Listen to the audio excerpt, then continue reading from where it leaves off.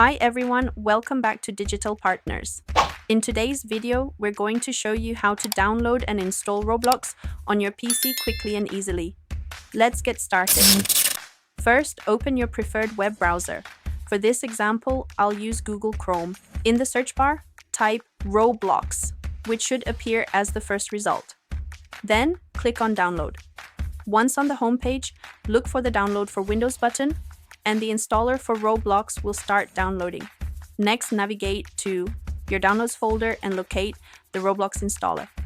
Right-click on the file and select Run as Administrator to ensure the installation goes smoothly. When prompted, click Yes to allow the program to make changes. The installation process will begin. Once completed, you'll notice a new shortcut for Roblox Studio on your desktop. A new window will open. If you already have a Roblox account, simply log in with your credentials. If you don't have one yet, create an account by filling in your date of birth, a unique username. Remember, this doesn't have to be your real name, and a strong password. Click Create Account once you've completed all fields.